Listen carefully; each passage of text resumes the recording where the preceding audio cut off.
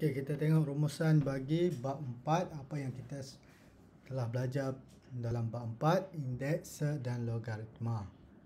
Okey, yang pertama kita dah belajar indeks kan. Indeks, hukum indeks apa yang kita belajar? Kita dah belajar hukum indeks. Yang pertama adalah hukum penambahan indeks lah kan, penambahan indeks kan. Asas yang sama, bila darab kita boleh tambah dia punya kuasa kan. Bila asas sama, A kuasa M darab A kuasa N, jadi kita boleh tambah dia punya kuasa. Okey, sama juga apabila asas yang sama, bila bahagi kan.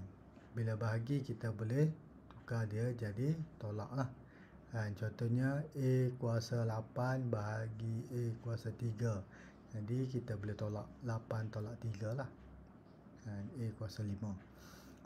Okey, yang ketiga adalah hukum indeks. Yang ketiga adalah pendarapan. Okey, hukum darab lah kan. Bila ada kurungan ni maksudnya kuasa di dalam kurungan kita boleh darab dengan kuasa di luar kurungan, jadi M kali N kan. Contohnya kalau kita ada A kuasa 8 kurungan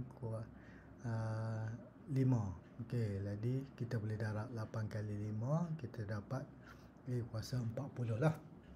Okey, yang kedua apa yang kita belajar adalah tentang set kuasa ni, punca kuasa. Okey, set adalah punca kuasa, mungkin punca kuasa 2, mungkin punca kuasa 3 dan seterusnya lah. Hai. Jadi bila punca kuasa A darab dengan punca kuasa A kan, set A kali set A kan, darab benda yang sama kan. Bila darab set benda yang sama, kita akan dapat A lah kan. Set A kali set A kita dapat A. Set 5 kali set 5 kita dapat 5. Set 8 kali set 8 kita dapat 8. Okey, yang kedua kita belajar apabila darab set A kali set B. Okey, dua nombor yang tak samalah kan. Jadi bila darab kita boleh gabungkan dia lah kan. Contohnya set 3 kali set 2. Jadi kita boleh tukar sama dengan set 3 kali 2 6 lah kan. Set 3 kali 2 6 contoh. Ataupun yang ketiga adalah bahagi kan, per. Set A per set B kita boleh juga gabungkan dia jadi set A per B. Jadi kalau set 10 bahagi dengan set 2, kita boleh gabungkan jadi set 10 bagi 2 5 lah, set 5. Permudahkan jadi set 5, boleh permudahkan. Okey, yang keempat adalah konjugat. Konjugat ni satu apabila melibatkan tambahlah, dia ada kurungan, kemudian tambah satu lagi akan jadi tolak lah. Kalau yang depan ni tolak, yang belakang jadi tambah, dia berbeza simbol lah kan, konjugat. Okey, bila konjugat A kali A, jadi A kuasa 2, kemudian set B kali negatif set B kan. Positif set B kali negatif set B, kita akan dapat negatif B lah set kali set ni lah kan. Set A kali set A, set yang sama akan dapat A je lah Sama juga set B kali set B dapat B, cuma ada negatif lah. Yang ni konjugat.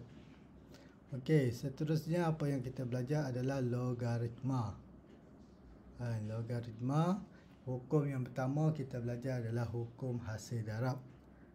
Bila darab X kali Y, kita boleh tukar jadi tambahlah log asas A X tambah log asas A Y kan. Yang ni bila dia darab lah ni, X kali Y boleh tukar jadi tambah. Kalau bahagi pula, kita boleh tukar jadi tolak kan. Kemudian okey, yang kedua ni hukum hasil bahagilah. Okey, yang ketiga adalah hukum kuasa. Nampak kuasa B log asas A B kuasa N. kuasa N ni, N boleh bawa ke depan log. Jadi N log asas A B. Kan, kuasa ni boleh bawa ke depan. Okey, yang keempat kita belajar adalah cara nak tukar asas bagi log. Contohnya kita ada log asas A bagi B. Asas dia A, kita nak tukar jadi asas C. Jadi yang atas ni log B lah. Log B kemudian per dengan log asas A tadi kan. Jadi log asas C A, nampak? B yang atas, asas tadi duduk di bahagian bawah lah.